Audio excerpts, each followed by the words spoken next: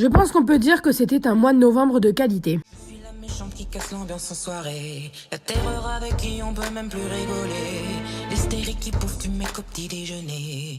Je suis la sorcière au bûcher. Je suis la menace qui fait... Je pense que t'as vu le titre. Il s'agit de mon vlog qui résume mon mois de novembre. Alors mon mois de novembre, il s'est séparé en deux parties. Il y a eu déjà la partie avec la manif féministe. Donc il faut savoir que l'année dernière, je suis allée à la manif de Paris, comme beaucoup d'entre vous savent. C'est la première année que je faisais une manif féministe et cette manif a été un franc succès puisque nous étions 50 000. Cette année, par manque d'argent, je n'ai pas pu aller à la manif de Paris. Du coup, je suis allée à celle de Montpellier. Et je vais pas beaucoup parler dans le vlog parce que sinon ça va durer 300 ans et ça ne sert à rien. Je vais juste te mettre les rushs en rapport avec la musique. Tout ce que je peux te dire, c'est que j'ai vraiment kiffé. Tu verras, à un moment donné, je gueule les slogans féministes, qui d'ailleurs étaient les mêmes qu'à Paris l'année dernière. Et c'était vraiment stylé. Et bien évidemment, j'ai fait l'aller-retour dans la journée du samedi 19 novembre, juste pour aller à la manif.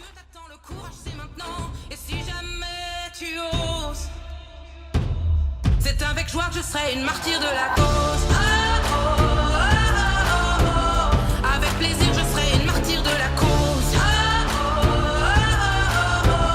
Avec honneur je serai une martyre de la cause.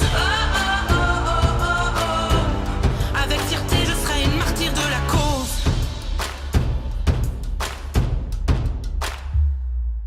Je suis l'inquisition qui censure la culture. La matriarche extrémiste ravageant l'écriture.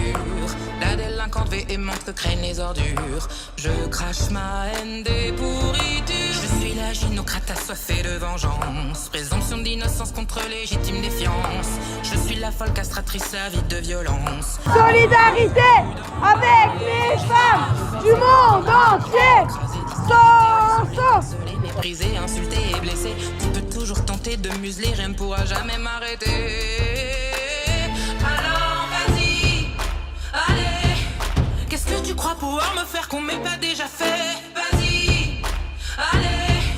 Crois bien qu'après tout ça, je suis prête à tout encaisser. Nous sommes fiers, les féministes et radicales et en colère. Nous sommes fortes, nous sommes fiers, les féministes et radicales et en colère. Avec plaisir, je serai une martyre de la cause. Avec bonheur, je serai une martyre de la cause. Avec puissance, je serai une martyre de la cause. Avec éclat, je serai une martyre de la cause. Avec fierté, je serai une martyre de la cause. Avec honneur, je serai une martyre de la cause.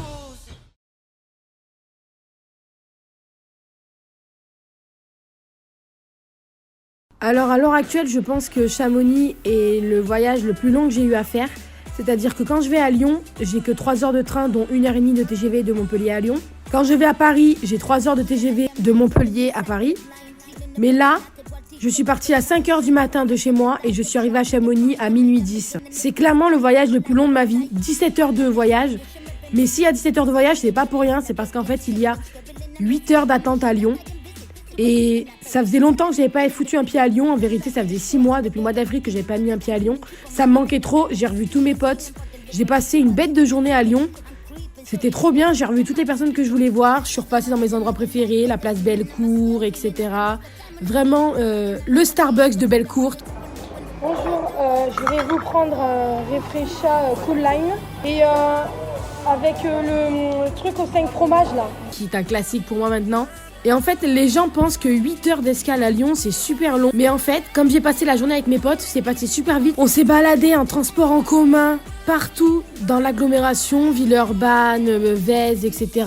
Et du coup, j'ai pas vu le temps passer et j'ai trouvé que les 8 heures d'attente ont été super vite. Seulement, à 20 heures, j'ai mon Blablabus pour Chamonix.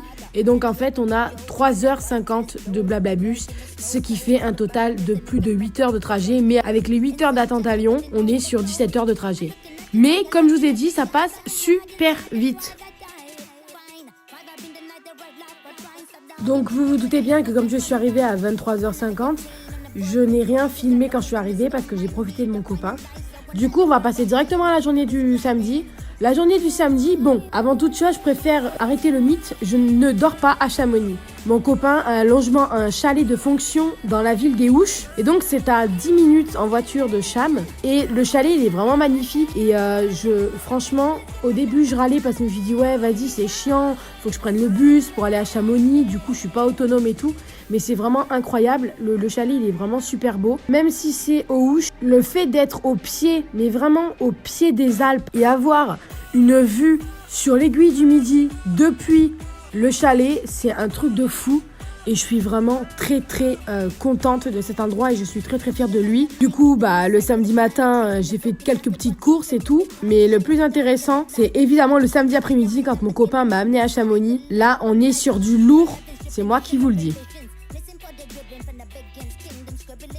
La demi-journée du samedi après-midi, c'était pour moi comme un pèlerinage. C'était très important pour moi d'aller dans les lieux de tournage de mon film préféré de Kev Adams, qui est Tout là-haut, un film avec Vincent Elbaz, réalisé par Serge Anastasius. J'ai fait une critique sur YouTube il y a quelques années de ça. Je vais pas répéter ce que j'ai dit dans ma critique, mais vous savez que c'était un rêve, en fait, clairement un rêve d'aller à Chamonix, d'aller sur les lieux de tournage du film. Et j'ai eu l'immense honneur d'avoir un plan en plus par l'Office du tourisme.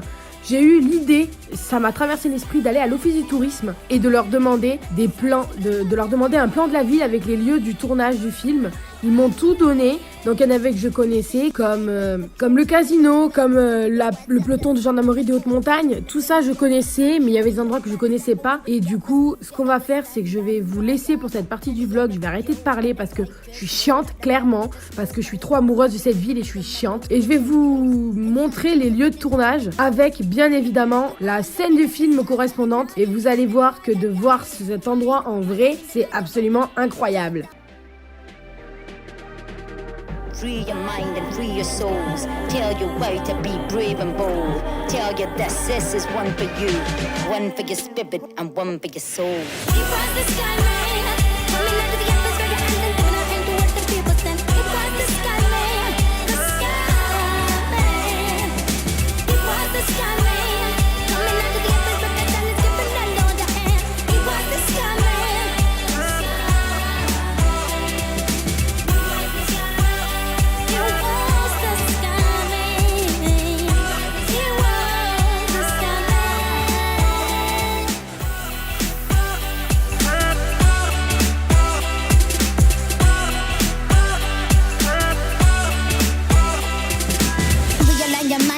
Sight to the blind, healing the broken hearted while teaching to be kind, showing you the eyes of the light, take sure you can find time and time again in this misguided light.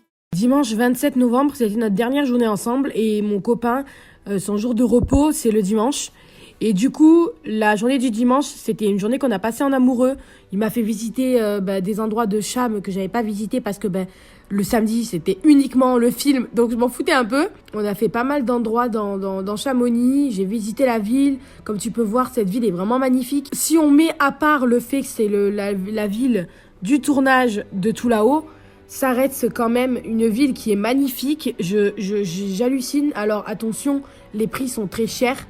D'accord, c'est vraiment pas donné de vivre à Chamonix, mais c'est vraiment un endroit magnifique et je suis très fière de pouvoir être dans cette ville. C'était une région que je ne connaissais peu, enfin je connaissais la région Rhône-Alpes puisque je connais Lyon, mais je connaissais pas plus que ça la Savoie et la Haute-Savoie. Et je suis très fière de pouvoir dire que tous les 15 jours, je vais dormir à Chamonix. La journée du dimanche, comme je vous ai dit, on n'a pas trop filmé, on a plutôt profité en amoureux. Et le soir, on a fait 3-4 bars et ensuite on est allé manger au resto. Et le lundi matin, je me suis levée à 4h du mat pour aller prendre mon blabla-bus pour rentrer chez moi. Donc du coup, il n'y a rien filmé à ce moment-là. Donc voilà, je te laisse ici. Je te laisse avec cette fin de vlog.